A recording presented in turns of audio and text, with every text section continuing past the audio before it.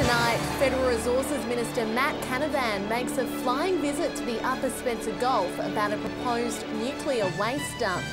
And the curtain closes on the Port Lincoln Mayor's charity concert after 8 years. This is Southern Cross News with Abby Donaldson. Good evening. Federal Resources Minister Matt Canavan has made a flying visit to the Upper Spencer Gulf about a proposed nuclear waste facility. Some believe the economic opportunities it would bring to the tiny community of Hawker would be a game changer, while others aren't so convinced. In what has typically been a hostile and emotional issue for Hawker residents, the debate about the proposed nuclear waste facility took a more subdued turn, with the Federal Resources Minister answering the community's questions over a light lunch. I just think it's great that the community's come forward and had a mature, frank and open discussion about these issues. The Minister met with Hawker locals today, after meeting with Kimba residents last night. The two towns are shortlisted to host the low and medium level waste facility. We've always said that this facility has to be in a community where there's broad support for it. We think we've done enormous consultation with both Hawker and Kimba. Although, as the August 20 ballot looms, it seems the community is still divided on the yes or no vote. With the facility set to provide over 40 employment opportunities for locals, some residents say the facility could spell new economic benefits for the town. I'd be looking forward to having that place built out there should it go ahead. While other locals believe no amount of money or economic boost can outweigh the land's important cultural value to Aboriginal people. They say the land will lose its heritage to future generations. How can they start talking about their land if it don't belong to them? The federal government has promised $31 million worth of financial support for the community that hosts the facility, which is sure to drive these remote towns. Although after a long and extensive process, the question remains what consolation there is for the town that misses out. We've got nothing formal on the table, but I've given a commitment to those local communities. Garth Burley, Southern Cross News.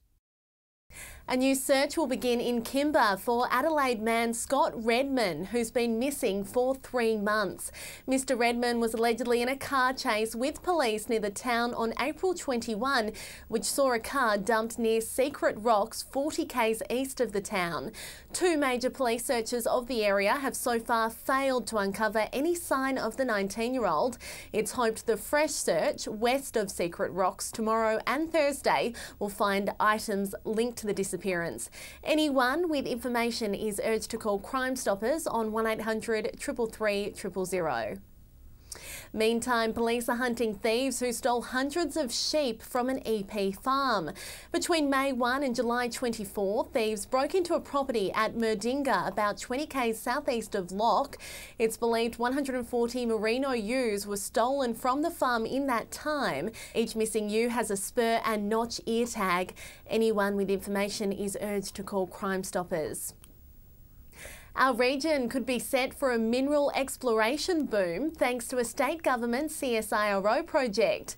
New data is available to exploration companies, which will help them better pinpoint where mineral deposits lie.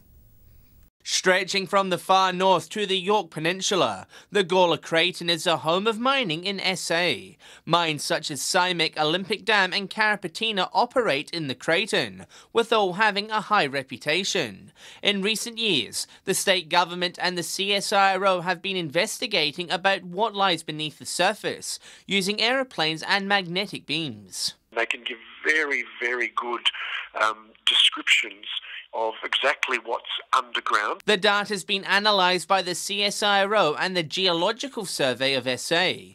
It's now open to exploration companies who are considering digging. Minister Van Hulst Pellekaan says the signs are promising. The results of this important work were even better than predicted.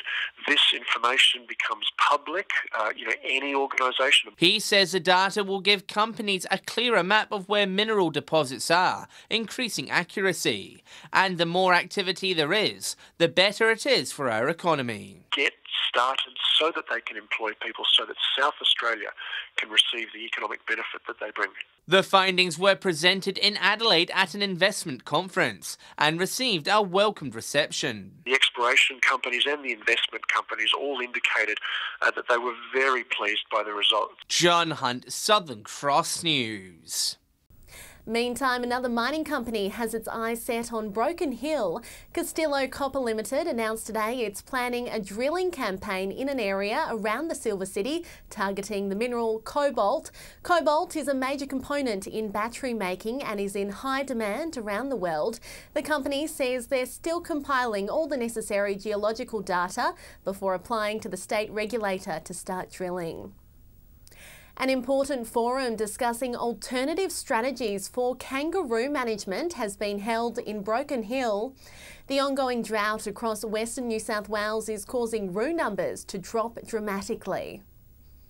A serious discussion about one of Australia's iconic animals. There's a need to look at more sustainable ways of kangaroo management across Western New South Wales. The Western New South Wales Kangaroo Management Task Force was established 2 years ago. It's aimed to understand the key issues affecting the kangaroo industry, whether it be importing and exporting meat to animal welfare and research. It is a very complex issue at all levels, and we accept that, but we still feel that there's opportunity for better coordination, and just having diverse interest groups in a room together is positive in itself. Today's meeting covered a range of kangaroo industry topics, including fluctuating numbers, increased amateur shooting, and even the animal's somewhat overlooked assets. The ideas and suggestions from the meeting will be delivered to a project officer from the Western Local Land Service. Mr Wise says this will help immensely. Everything in the right direction with us to give better advice to government, better advice to industry, better support on behalf of graziers who are effectively managed kangaroos on behalf of the taxpayer. Patrick Ryanke, Southern Cross News. Still to come tonight, a local Little Athletics club earns regional recognition, and the curtain closes on the Port Lincoln Mayor's charity concert after 8 years. A Whyalla business has been named as a Westpac Top 200 Australian Business of Tomorrow. NJ&T McMullen has been selected out of 2.4 million eligible businesses. The company supplies a diverse range of services including kitchen and pergola design, air conditioning, plumbing and building design. Owner Neville McMullen says the key to their success has been investing back into the business over the past 5 years. We're renovating our workshops and our equipment, starting from fresh, building up from the ground up. And of course now we have a fantastic set of systems and workshop. The company has also recruited 8 apprentices in the past 2 years, giving school leavers opportunities now limited due to Arrium's collapse. Port Augusta's Little Athletics Club has received the statewide honour of Regional Centre of the Year. The small sports club was rewarded for one of the biggest retention rates of athletes throughout all of South Australia. A local Little Athletics club is taking big strides. The Port Augusta Club has been named the state's best. It's the first time we've ever got that. The club of over 90 budding track and field athletes has been awarded Regional Centre of the Year at the recent South Australian Little Athletics Awards.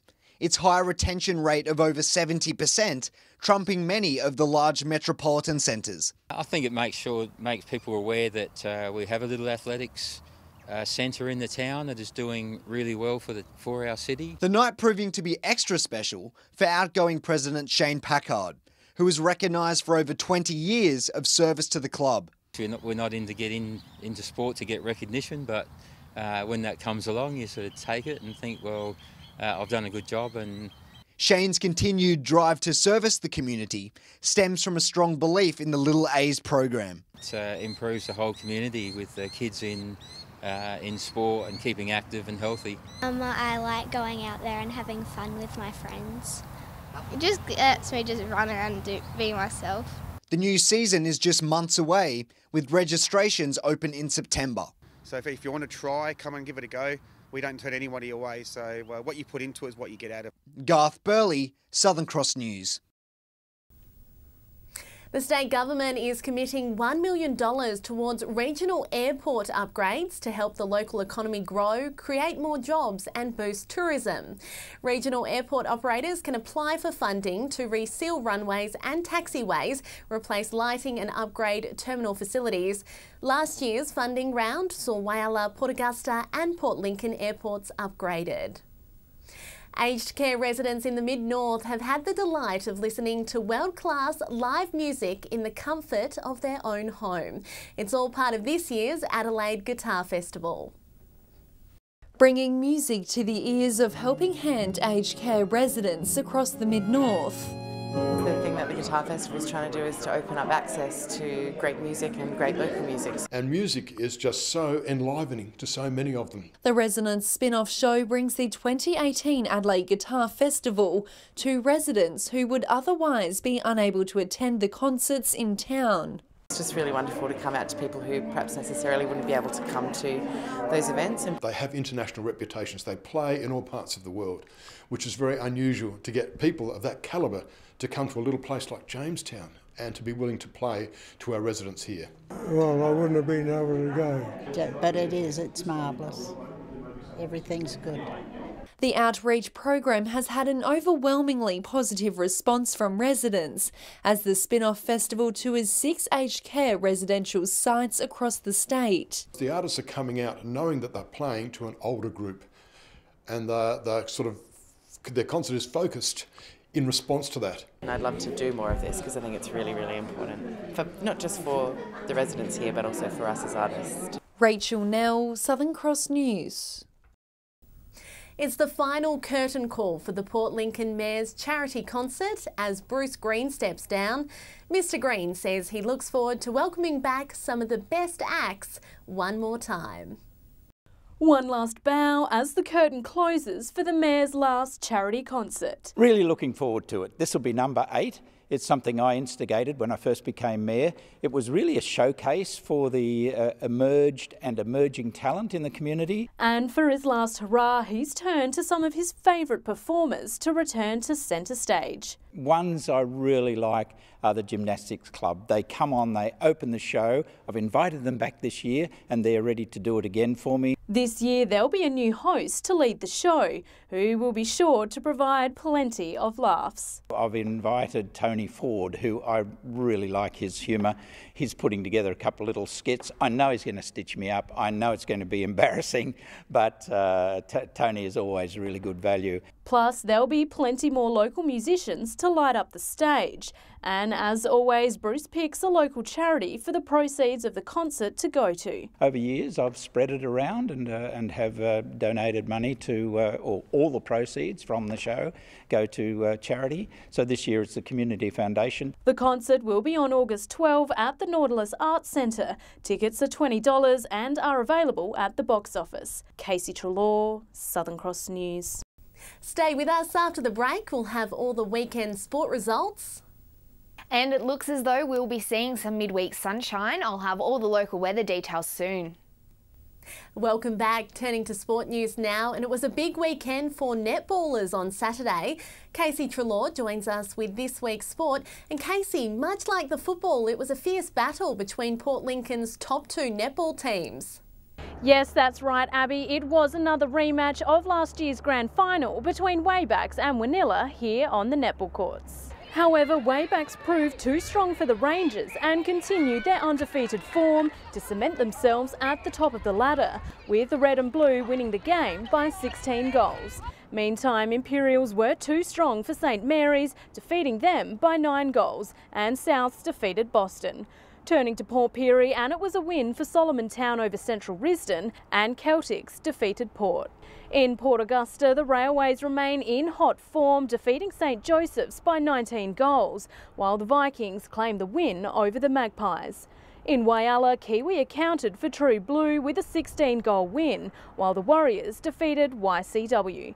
And finally, in the northern areas, there were some very close games with wins for Broughton Mandurah, Southern Flinders and Orroroo. Turning to soccer, and the Lincoln Knights claimed their first point of the season with a 1-1 draw to Souths, while Seacole claimed a 4-1 victory over the previously undefeated Raiders. Over to Port Pirie, and Savoy's unbeaten run has come to an end, losing 4-2 to Macedonia, while Northern Demons had a 1-1 draw with the Vipers. In Whyalla, Lions crushed Wanderers 3-0, while Steel United defeated Croatia. While in Broken Hill, St Joe's and West saw a 0-0 draw, while Celtic and Alma had a 1-1 draw. And in the women's soccer, St Joe's beat West and Alma winning by a whopping 16 goals. Congratulations to Bronte Jones for booting 8 of those goals. Finally, a look at Broken Hill tennis, and France were too good for Argentina. Belgium and Brazil saw a draw, and Germany beat Spain. Abby, that's all the local sport for another week, but we'll be back on Friday with our local expert footy tipsters. And if you've got results that you'd like to see on TV, drop us a line at localsport@sca.com.au. Thanks, Casey. And it's time now for the weather with Amy. Thanks, Abby, and welcome back. Warmer temperatures around the region today. Port Augusta and Whyalla sitting at 20 degrees, showers in Port Lincoln and 17. And a big thank you to Christine McHugh, who captured this beautiful sunset at Port Augusta. And remember, we love seeing all your weather shots, and you can email them to us at localnews@sca.com.au. Now checking the satellite, and cloud to the south with a cold front is bringing offshore showers and thunderstorms. Skies are generally clear elsewhere under high pressure.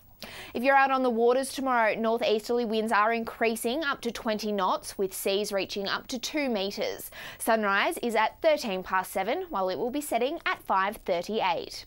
Sunny conditions around most districts tomorrow. Port Augusta and Woodnard reaching 21, Fine and 19 in Cleve.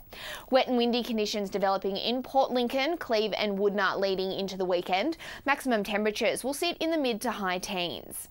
After showers on Friday, a fine 20 is predicted in Whyalla for Saturday. Port Augusta will also see a return to sunnier conditions on the weekend, while showers look to be settling in around Kadina from Thursday. A windy start to the weekend in Port Pirie with a high of 19 expected. Despite reaching 20 on Thursday, temperatures are going to drop in Clare. And in Broken Hill, a run of mostly sunny days despite some cloudy skies on Friday.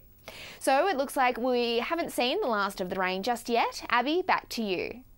Let's hope we see more of that wet weather soon. Thanks, Amy.